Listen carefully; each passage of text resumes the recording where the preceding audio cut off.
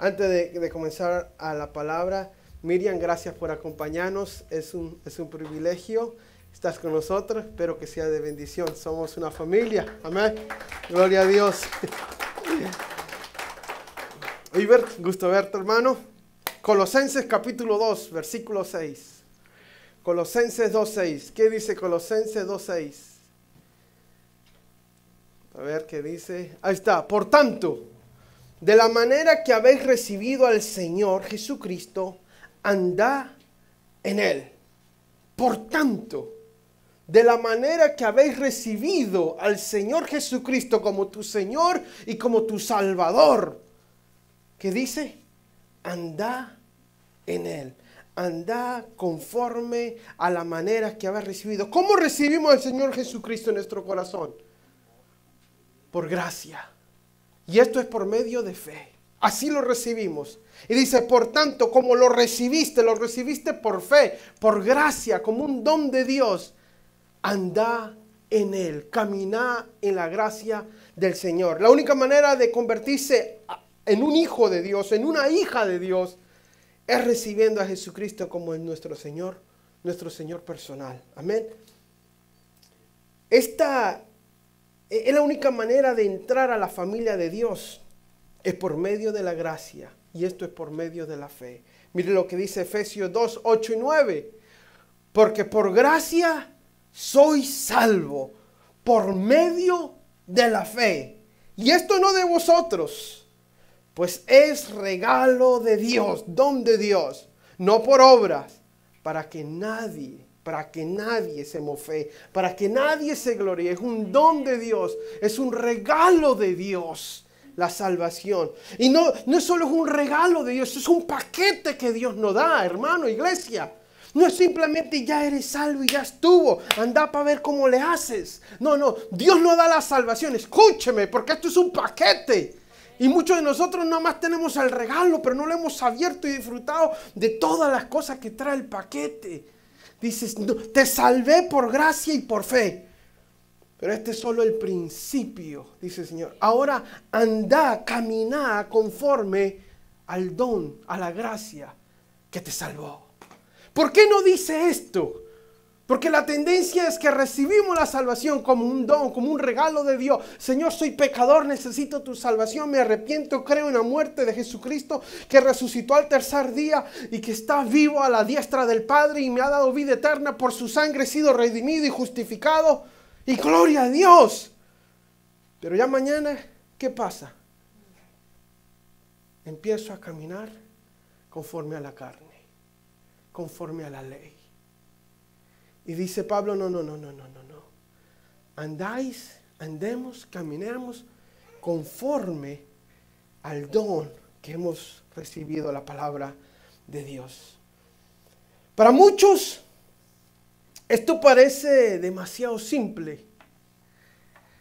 Tan simple que no llega a solucionar ningún problema en nuestras vidas. Para muchos ser salvo por gracia y por fe y que caminar por gracia y dice, ¿y es todo, pastor?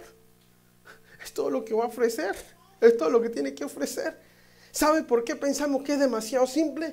Porque estamos acostumbrados a que todo tiene un precio, que todo tengo que ganármelo.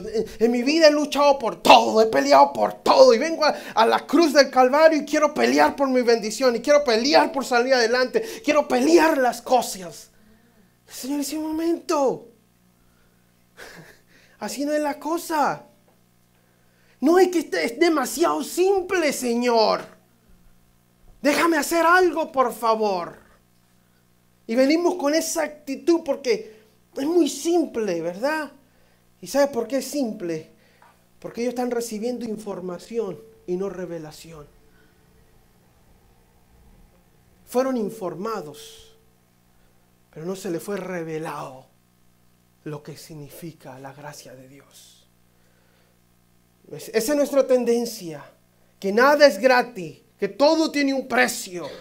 Desde pequeños nos crecieron así, ¿no? Nos pasamos la vida poniéndole precio a las cosas y poniéndole precio a la gente. es que este no hace nada. Es que este ni sirve. Es que este, yo hago esto, yo hago aquello, yo. Parece un yo. Yo hago esto, yo hago aquello, yo soy ya. ¿Qué dice la Escritura? Para el que no obra, sino cree en aquel que justifica al impío, su fe le es contada por justicia. Pero al que no obra, sino que cree en aquel que justifica a Cristo Jesús, al impío, ustedes saben quién son los impíos, ¿verdad? Su fe le es contada por justicia. Me recuerda, era como que si Pablo escribiendo bajo la revelación del Espíritu Santo se acordaba de Abraham, el padre de la fe, quien le dice a Abraham, vas a tener una familia, te voy a dar un hijo, Abraham. Que dice, pero Señor, yo a esta edad nunca he tenido un hijo. Y esta también es estéril, Señor. ¿Para dónde vamos con esto, Señor? Dice que cuando él lo creyó, le fue contado por justicia. Y conforme a su fe, él recibió la gracia de Dios. El don de Dios. No pasó en 10 días, ni en 20. En 20 años. 20 años creyendo, caminando, Señor. No es por mis fuerzas, Señor, no es conforme a la pastillita azul, ni al remedio, ni a lo que venden allá en Airline, en la tía Pancha. No, Señor. No, Señor, es tu gracia, Señor.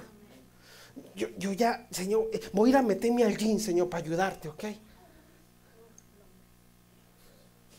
20 años. 20 años. Nosotros andamos con 10 días y ya no andamos ahogando. Que Dios nos ayude. Es por fe que recibimos el regalo más grande de nuestra vida. Es por fe. Recibimos el don precioso. Es por fe. El regalo más grande. Pero aunque recibimos el regalo, ponemos el regalo a un lado para solo empezar a mover en la carne. Conforme a nuestro querer. A ganar las cosas. Como si Dios nos llamó a eso. La gracia es el don vital para recibir y usar los dones espirituales. Próxima slide. Sin la gracia no podemos ni recibir. Y no solo no recibirlo. Porque ya Dios nos ha dado dones. ¿Sabían ustedes, verdad? Pero no podemos usarlos. Sin la gracia de Dios. Sin el favor de Dios operando en nuestra vida. Oh no, que si lo podemos usar en la carne. Pero no conforme a su espíritu. La gracia de Dios es vital para ministrar fructíficamente, para dar fruto a nuestras vidas. Es necesario la gracia. No es que la vid está pegada al tronco. Y ahí vemos a la vid luchando, ahí vemos a la vid sudando y amargada y obstinada, tratando de dar un frutito. No, la vid solamente está conectada.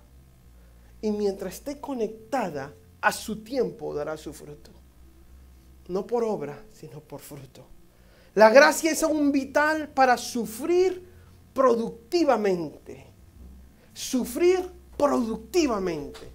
Que aún el sufrimiento produce en nosotros un peso mayor de gloria, dice Pedro. Aleluya. La gracia es vital para dar generosamente. ¿Por qué? Porque nos abre los ojos y abre nuestra cartera, por así decirlo. Amén.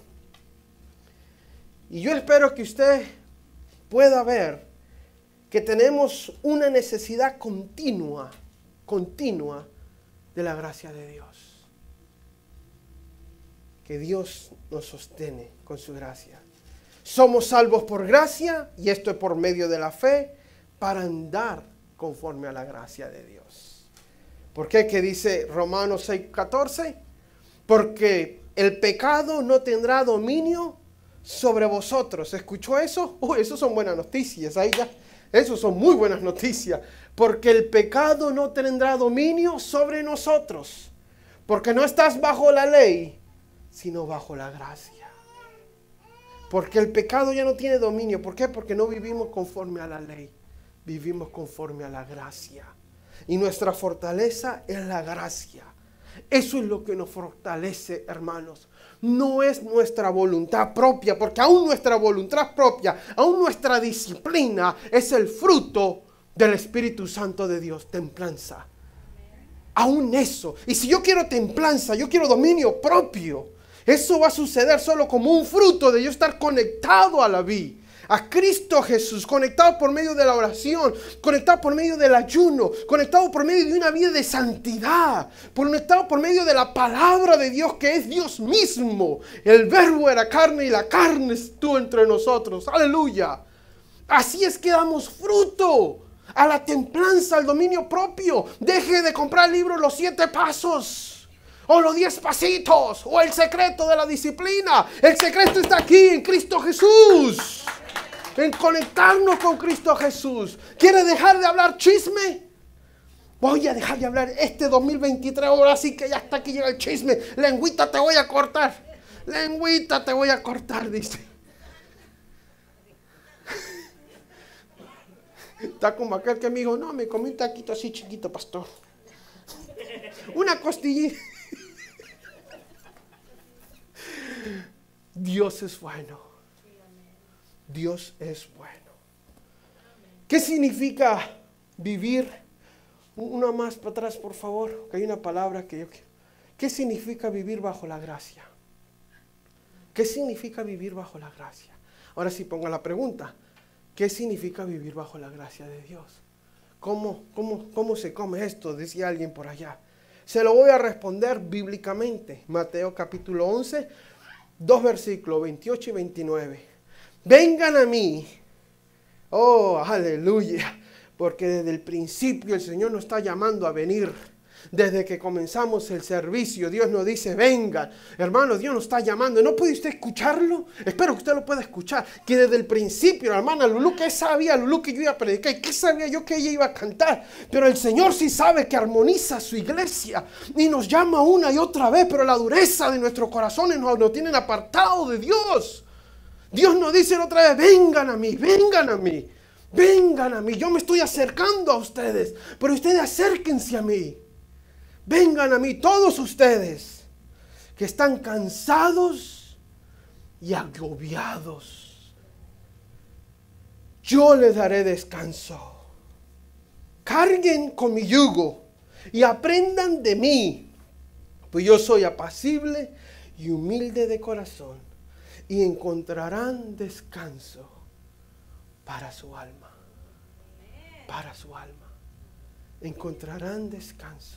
¿Qué significa vivir bajo la gracia de Dios? La gracia es el don de la ayuda, la fortaleza que recibimos a través de la expiación de la muerte de nuestro Señor Jesucristo. ¿Qué significa vivir bajo la gracia de Dios? Ese es el don, es esa ayuda, es ese auxilio que llega a nosotros cuando nos acercamos a Dios. Es la fuerza que viene a nosotros cuando nos acercamos a Dios. Vivir bajo la gracia de Dios es vivir siendo nutrido, fortalecido, revividos, gozado en la presencia de Dios.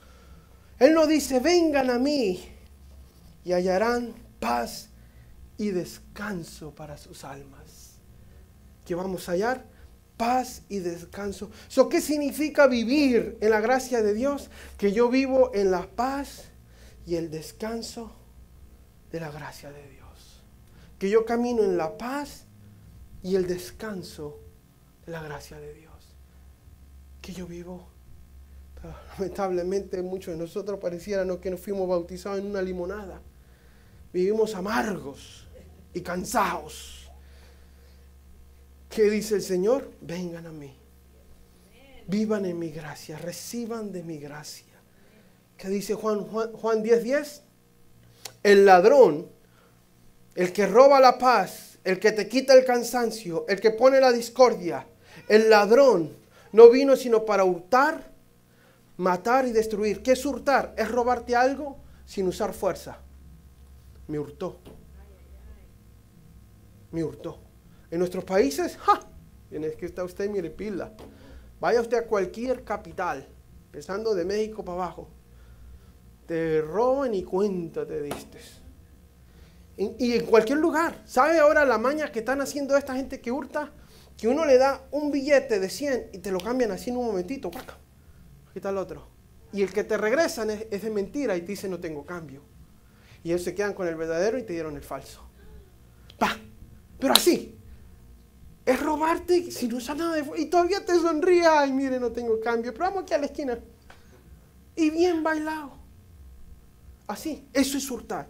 Y Satanás viene y nos hurta. Viene y nos sonríe y dice, ay, no, mijita, esfuérzate un poquito más. Se trata de ti, mijita. Y nosotros sonriendo, ay, pues sí, fíjate. Eso es hurtar. No vino solo a hurtarnos, vino a matar y a destruir. ¿Pero a qué vino nuestro Señor Jesús? Yo he venido para que tengan vida. Y ya eso sería bendición. Ya eso sería bendición, ¿no creen ustedes? Pero el Señor en su generosidad nos dice, y para que la tengan en abundancia. Y para que la tengan en abundancia. Decía yo la semana pasada, ¿qué me está faltando? ¿Qué me está faltando, Señor? ¿Qué me está faltando? Una vida en abundancia. Y una vida en abundancia no es la ausencia de las luchas y las pruebas. Porque pensamos que una vida en abundancia es tener millones en el banco y tener de todo y ay, chévere. ¿Y usted qué por qué crees que se asesina a la gente millonaria? Si la abundancia constara de la plata y de mis bienes, ¿por qué se asesina esta gente? ¿Por qué viven tan miserables? De pastillas con drogas. Porque la abundancia no tiene nada que ver con esto, hermano. Una persona, una vida abundante es aquella que está llena de gozo, paz y descanso. Gozo, paz y descanso. Eso es abundancia. Esto no es información, iglesia. Esto es revelación. Gozo, paz y descanso. ¿De qué te sirve tener, alcanzar y no tener gozo, no tener paz? Que nuestra alma esté revolcándose adentro día y noche.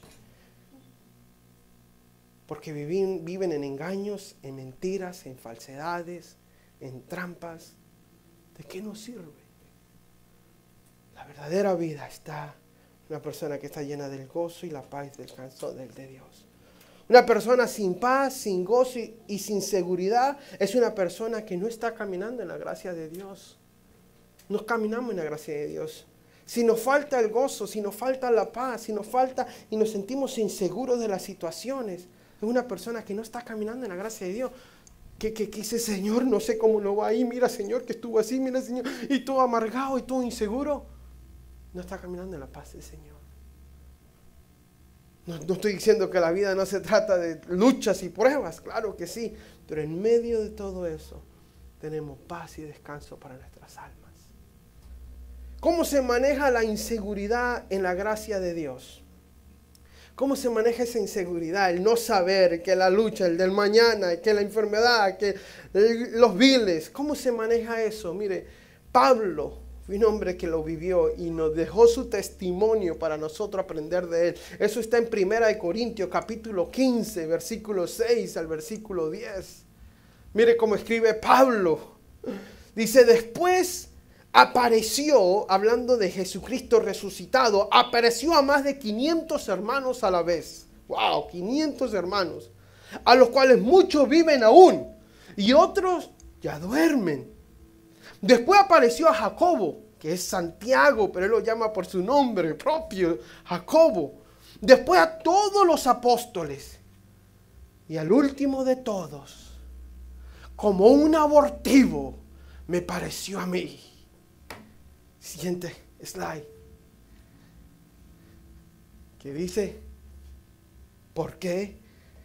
Yo soy el más pequeño de todos los apóstoles. Que no soy digno de ser llamado apóstol porque perseguía la iglesia de Dios. Pero, estos son los pero que a mí me detienen en la Biblia. Estos son los pero que a mí me hacen frenar y decir, pero, Omar era esto, era aquello, pero, gloria a Dios por los pero la gracia de Dios, soy lo que soy y su gracia no ha sido en vano para conmigo. Antes he trabajado más que todos ellos, pero no yo, sino la gracia que está en nosotros. Aleluya. Pero dice él, sí soy el último, sí se le apareció a Santiago personalmente y a Pedro y a María y a los 500 y se le apareció aquí, allá y al otro y a mí como un abortivo. ¿Qué es un aborto? Es algo que muere, nace muerto, que nació fuera de su tiempo, como que una falla, como que uno que no tenía que ser. Dice, a mí se me apareció como un abortivo. El hombre que escribió 14 libros de la Biblia, 14. El hombre, el único que tuvo la revelación de Cristo Jesús sentado a la diestra del Padre. El único que lo vio sentado a la diestra del Padre. El resto lo miró al Cristo resucitado en esta tierra, caminando en esta tierra. Pero Pablo, quien dice yo que era el último, que fue un accidente, que nadie pensaba de mí. Aleluya. Yo no sé usted, pero yo me puedo identificar con este hombre. Porque si hay algo en mí es que yo fui el último de los últimos. Que yo no soy digno de ser llamado pastor y estar aquí predicándoles a ustedes. Yo no soy digno de estar aquí con salud y vida. Yo no soy digno de nada. Porque yo era un abortivo, iglesia. Y déjenme decirle algo. Para algunos de ustedes, esto fue algo literal. Pero, aleluya, aquí cambia todo. Aquí es cuando mi gozo, mi llanto se convierte en gozo. Aquí es cuando mi lamento se convierte en baile. El pero de Dios, pero la gracia de Dios, pero el amor de Dios, pero la misericordia de Dios. Soy lo que soy, aleluya. Y no me importa qué dice la gente. Yo sé que es la gracia de Dios, yo sé que es el amor de Dios. Somos lo que somos. Amén, sí, le damos gloria a Dios por su gracia. Y no fue en vano, dice, sino que trabajamos aún más. Y no nosotros, la gracia de Dios en nosotros. La inseguridad viene de no saber quiénes somos en Cristo Jesús.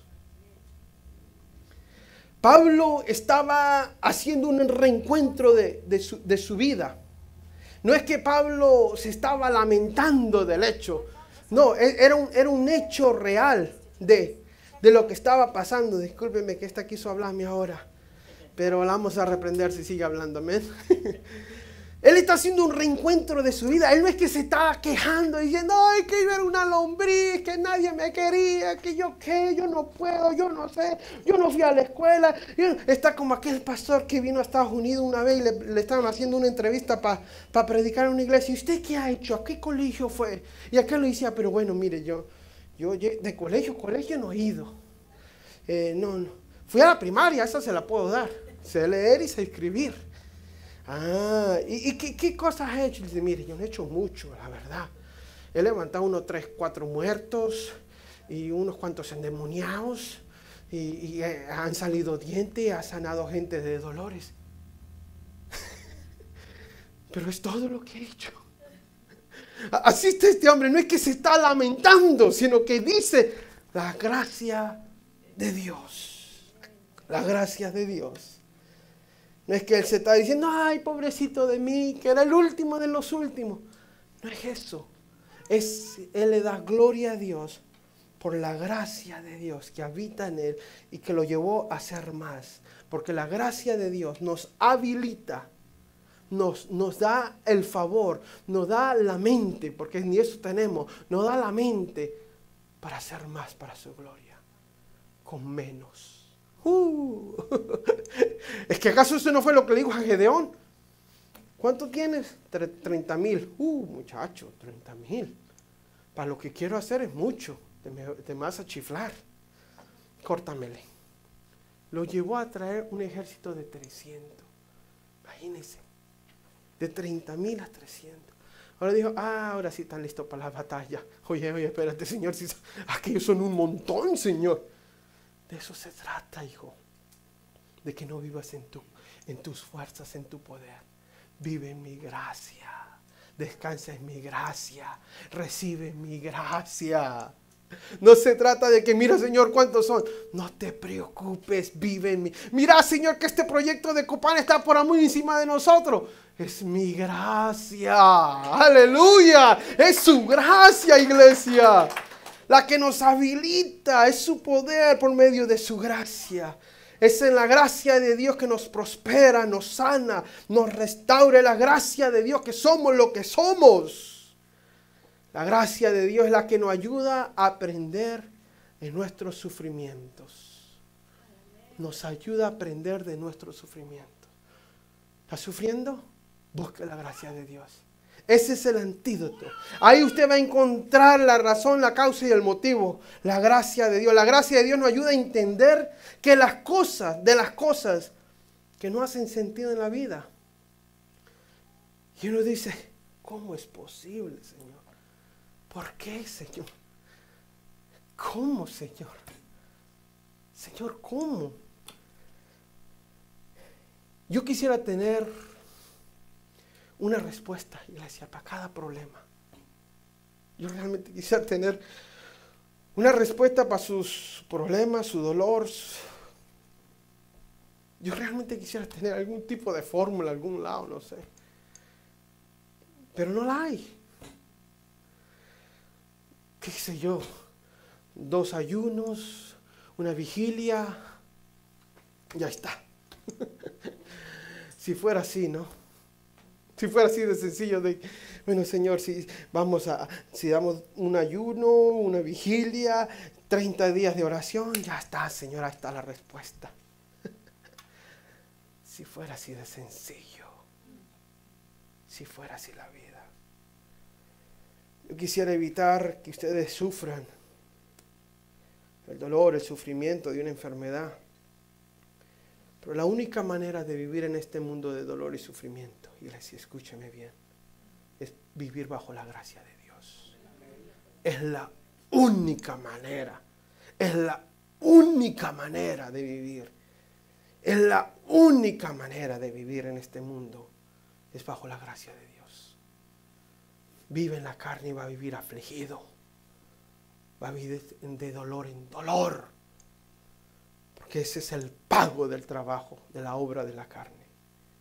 ¿Qué dice Pablo en 2 Corintios 12, 7 al 10? Para que la grandeza de las revelaciones no me exalte, no me orgulleza desmedidamente. Me fue dado un aguijón en mi carne. ¿Un mensajero de quién? De Satanás mismo. ¿Para qué? Para que me cachetee. Para que me dé unas cuantas bofetadas. Y se te quite lo cabezón que eres, Omar. Para que no me enaltezca sobremaneramente. Sino sepas quién eres. No se te olvide que eres polvo. No se te olvide transformación. No se te olvide que es Dios que nos va a levantar. Es Dios que nos va a prosperar. No se te olvide, dice el Señor. Y te pone tu aguijón ahí para que no se te olvide. Respecto al cual 3 veces le oré al Señor. Dice, le oré. Le he rogado. En el griego, porque ahí me paró, es una palabra que habla de un clamor de lo profundo. No habla de Señor, por favor, quítame este, Señor. No. Si habláramos griego, aquí dijeran, wow. Si hubiese clamado con voz alta, desarraigarse. Hermano, no era una pequeña aflicción, ese es el punto. No era una espinita de aquella de la que uno se clava por ahí en el zacate. No, era una aflicción, dice, por la cual 3 veces he rogado al Señor que lo quite de mí. Y Él me dijo, bástate mi gracia, bástate mi gracia, bástate mi gracia, porque mi poder se perfecciona en la debilidad. Por tanto, dice Él, por tanto, de buena gana me gloriaré más bien en mis debilidades, para que repose sobre mí el poder de Cristo. Aleluya, dice.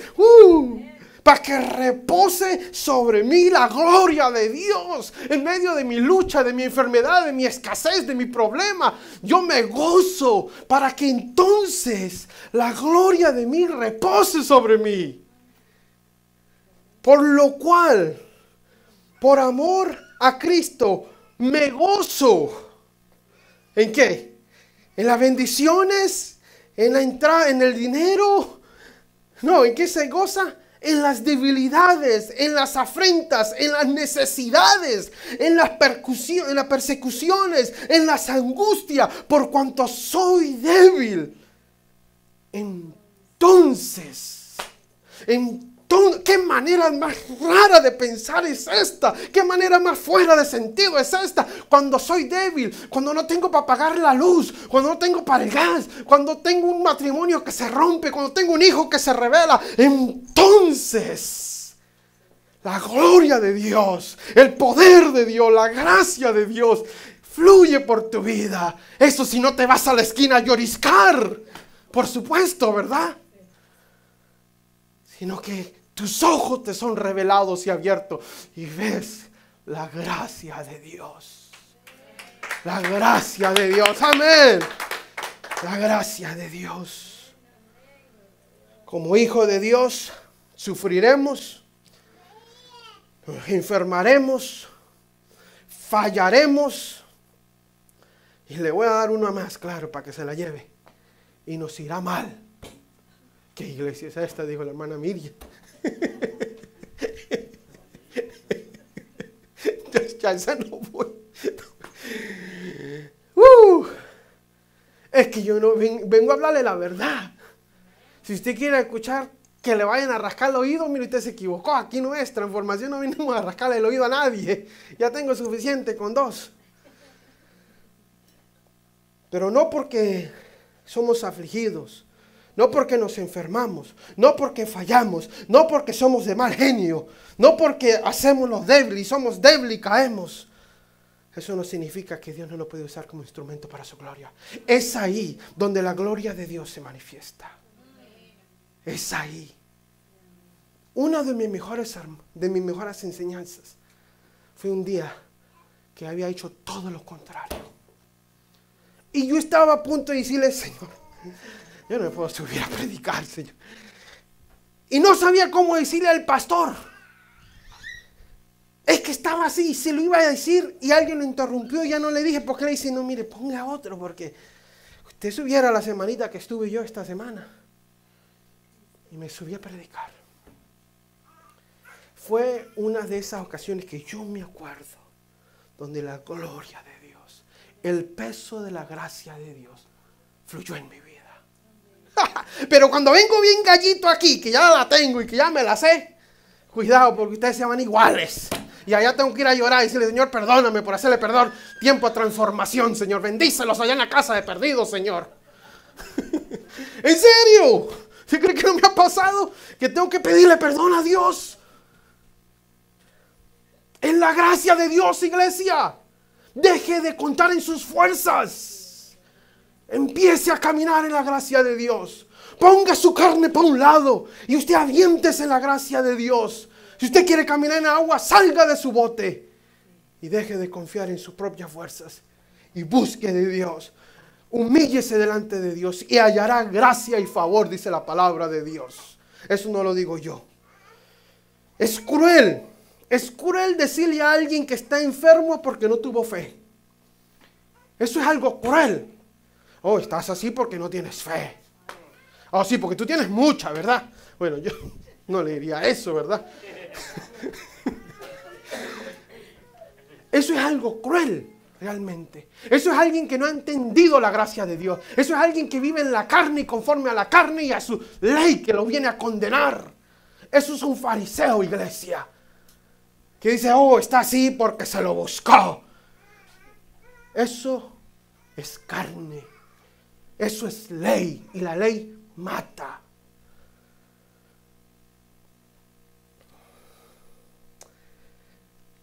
¿Cómo supero? ¿Cómo Pablo superó esto?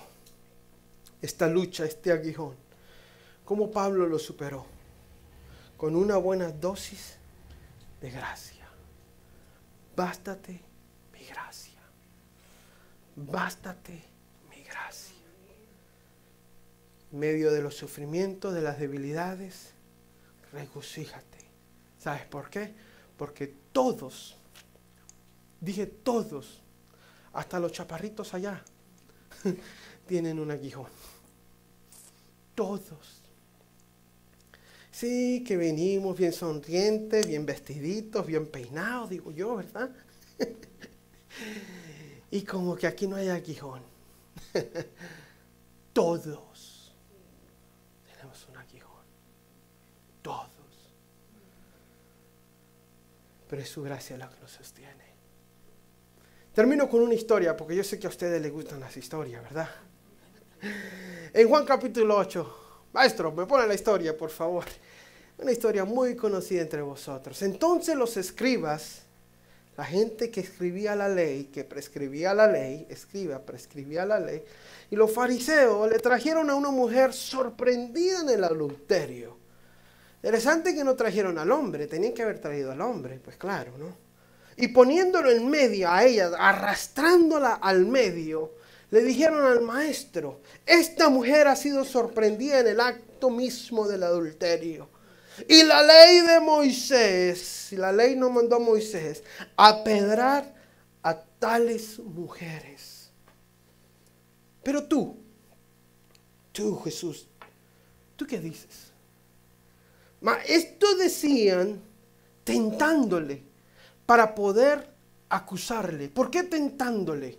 Porque si Jesús decía, apiédrenla, pues él se rebela contra Roma. Solo Roma tenía la autoridad de darle muerte a alguien.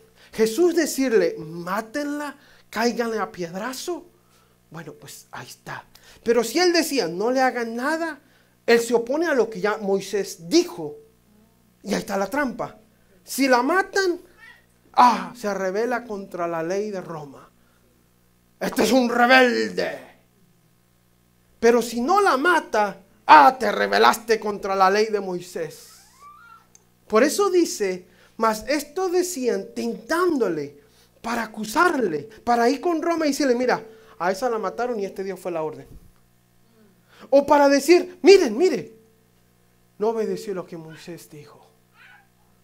Moisés dijo que la apedraran. Yo solamente le estoy diciendo lo que dice la palabra. Qué inocente se mira, ¿no? Esa es la ley. Se mira cuerdo, pero no tiene nada de cuerdo. Versículo 7. Pero Jesús, versículo 6 sigue diciendo, pero Jesús, inclinado hacia el suelo, escribe en la tierra con dedo. Versículo 7, ahora sí. Y como insistieron preguntándole, oye, dime algo, ¿qué hacemos con esta?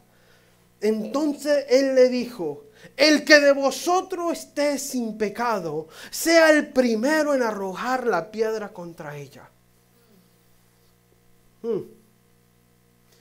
E inclinándose de nuevo al suelo, siguió escribiendo con su dedo. No dice eso, pero obviamente lo que estaba haciendo.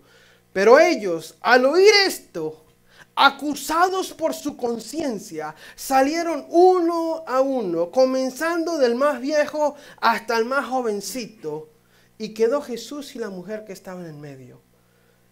Él se endereza, se para, Jesús, y no vio a nadie sino a la mujer, y le dijo a la mujer, ¿dónde están los que te acusan? ¿Ninguno te condenó? Ella dijo, ninguno, Señor. Entonces Jesús le dijo, ni yo te condeno, vete y no peques más. vete y no peques más. ¿Cuántas veces en la Biblia Jesús escribió con sus propias manos? ¿Cuántas veces? Next. Próximo, digo next. 2 veces. 2 veces el Señor escribió. Le traen a esta mujer que supuestamente ninguno de los teólogos, personas que estudian la Biblia, están de acuerdo que realmente estaba sucediendo. Pero la traen y trayéndola, para tentarlo, para hacerlo caer. Dinos qué vamos a hacer, pastor. Tú sabes lo que dice la Biblia, pastor, ¿verdad? Es que es cosas. Y el Señor se inclina. Vamos a ver. Ay, larga la tuya. La tuya, ay, te voy a necesitar más espacio. Y empieza a escribir con su dedo. El tilde. ¿Sabes qué es un tilde? El puntito arriba de la I. O la comita arriba del papá. Un tilde. Aún el tilde en la palabra de Dios no está puesta por chiste. Lo dice la misma palabra. Aún el tilde. Cuando dice que escribió con su dedo, es porque la historia se está reescribiendo. ¿Qué historia, Pastor Omar? ¿Técnico? La primera vez que se escribió él con el dedo fue en Éxodo capítulo 31, versículo 18. ¿Qué dice Éxodo? Cuando acabó de hablar con Moisés, ¿a dónde? En el monte Sinaí, el monte de la ley, donde murieron 3,000 una vez que fue dada, le dio las 2 tablas del testimonio, tablas de piedra escritas por el dedo de Dios. Pero ¿qué dice Juan 8:6? Pero Jesús, inclinado hacia el suelo, escribía en tierra con su mismo dedo. ¡Aleluya! La historia se reescribe nuevamente, iglesia. Su historia, mi historia, nuestra vida se está reescribiendo nuevamente con el dedo de Dios. ¡Aleluya! Una historia de la ley, una historia de condenación, una historia donde te recibiste, ganaste lo que trabajaste, una historia de lucha, de sufrimiento, de dolor, sin paz, sin armonía. No sabías que era armonía, pero Dios no tomó y con su mismo dedo está escribiendo tu historia y mi historia. Una historia de gracia. La primera vez que Él escribió con su dedo fue para darnos la ley. Pero la segunda es para darnos su gracia. ¡Aleluya! La primera vez que Él escribió, nos dio la ley por medio de Moisés. Dice que vino la ley por medio de Moisés. Pero cuando habla de la gracia, dice que vino la gracia en Cristo Jesús. No para condenarnos, sino para darnos las fuerzas para vivir una vida para Él. Para darnos el poder para vivir una vida para Él. Para darte la gracia para vivir una vida en paz, en gozo, en armonía. Para eso Él vino. Para reescribir tu historia y mi historia. La pregunta es, ¿está usted dejándose escribir la historia? ¿O insiste usted en el librito viejo? Es interesante, iglesia, que el problema es que queremos vivir bajo la gracia y la ley al mismo tiempo. Nos gusta la gracia, pero la carne nos jala la ley. Y ese es el problema. Que queremos vivir bajo la gracia y la ley al mismo tiempo. ¿Y qué dice el Señor en eso? En Mateo 19, 9, 17. ¿Qué dice? Y nadie pone vino nuevo en cueros viejos. Porque el cuero viejo se revienta y se derrama y se pierde todo. Nadie hace eso. Nadie pone algo nuevo, un vino nuevo, una revelación nueva. Y todavía me mantengo pensando en la ley. de nada nos va a servir. O en otro lugar, en Mateo, ahí mismo en Mateo dice, y nadie cose un vestido viejo con un pedazo de tela nueva. ¿Qué pasa con yo no sé mucho de costura, pero ¿sabe qué aprendí? Que la tela nueva, porque está nueva, cuando se lava se encoge, se ajusta y rompe más el vestido. ¿Qué quiere decirnos esto? O vives bajo la gracia o vives bajo la ley. ¡Ja! O vives bajo la gracia. Hermano, yo no puedo vivir con usted día y noche. Dios tiene que guiarlo a vivir en la gracia. Y la única manera que Él te va a enseñar es que usted lo busque. Es que usted lo busque. Y que usted en su tiempo devocional diga, Señor, enséñame a vivir en la gracia tuya. Enséñame, Señor, a descansar. Porque la próxima enseñanza se llama Let it go, a descansar en tu gracia, Señor. Que no voy a prosperar, que con mi fuerza lo único que voy a vivir bajo la ley, que al final del día me va a condenar. Pero enséñame a vivir en tu gracia, amar en tu gracia, andar en tu gracia, a dar fruto en tu gracia, Señor. Enséñanos a caminar en tu gracia. Hermanos, esto no se trata de información, es de revelación. Que el Señor le abra los ojos y usted pueda ver y caminar. Que ahora usted se cambie a una nueva posición donde usted vive, usted come y usted ve la vida desde el punto de vista de gracia. Que es por gracia. Que vas a salir adelante no por tus fuerzas o tus habilidades. Que ya ahora no oro del punto de que Señor dame la victoria. Ahora del punto Señor, gracias por la victoria, Señor. Que empecemos a renovar nuestra mente y a vivir conforme a lo que Él ya conquistó por nosotros en la cruz del Calvario. Ahí donde está, se pone de pies conmigo, por favor.